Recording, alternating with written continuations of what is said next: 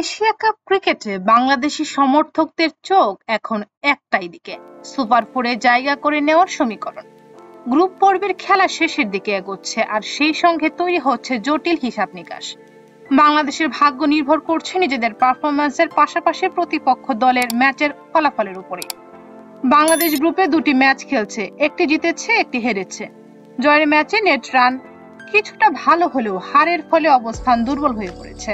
তবে ফলে ম্যাচ জেতা ছাড়া অন্য কোনো উপায় নেই। তবে শুধু জিতলেই হবে না, বড় ব্যবধানেও জিততে হবে যাতে রান রেট বাড়ে। বাংলাদেশের গ্রুপে শক্তিশালী ভারত, পাকিস্তান, শ্রীলঙ্কার মতো দল রয়েছে। তারা জিতলে এবং একে অপরের সঙ্গে পয়েন্ট ভাগাভাগি করলে বাংলাদেশকে অপেক্ষা করতে হবে রান রেটের হিসাবে।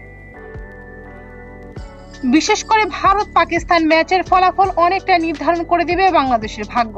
বাংলাদেশকে সুপার ফোরে যেতে হলে কিছু সমীকরণ বলছে যে শেষ ম্যাচে জয় নিশ্চিত করতে হবে, প্রতিপক্ষকে বড় ব্যবধানে হারাতে হবে যাতে নেট রান ইতিবাচক থাকে। অন্য ম্যাচে একটি দল হেরে গেলেও বাংলাদেশের সম্ভাবনা আরো বেড়ে যাবে। যদি পাকিস্তান হারে এবং ভারত জিতে তবে বাংলাদেশের জন্য সুযোগ খুলে যাবে, আর শ্রীলঙ্কা হেরে গেলে বাংলাদেশকে সম্ভাবনা উজ্জ্বল হবে। অনেকে মনে করছেন বাংলাদেশের হাতে এখনো ভালো সুযোগই রয়েছে, কারণ দলে অভিজ্ঞ ব্যাটার যেমন আছে তেমনি বোলারও ফর্মে রয়েছেন। তবে শীর্ষ সারি ব্যাটসম্যানের দায়িত্ব নিতে হবে। ওপেনিং জুটি বড় রান না তুলতে পারলেও মাঝের সারির উপর চাপ বেড়ে যেতে পারে।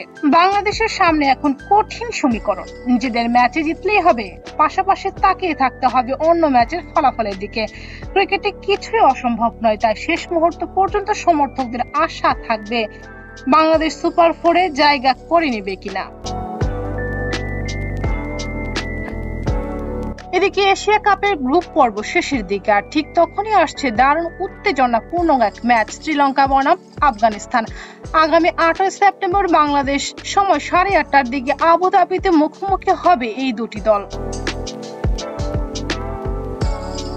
তবে শ্রীলঙ্কার অবস্থা এবং অভিজ্ঞতা ও ভারসাম্য শ্রীলঙ্কার মূল শক্তি। ব্যাটিং এ কুশল ম্যান্ডিস চারেত, আশালঙ্কা ও কুশল পেরুরা দলের ভরসা।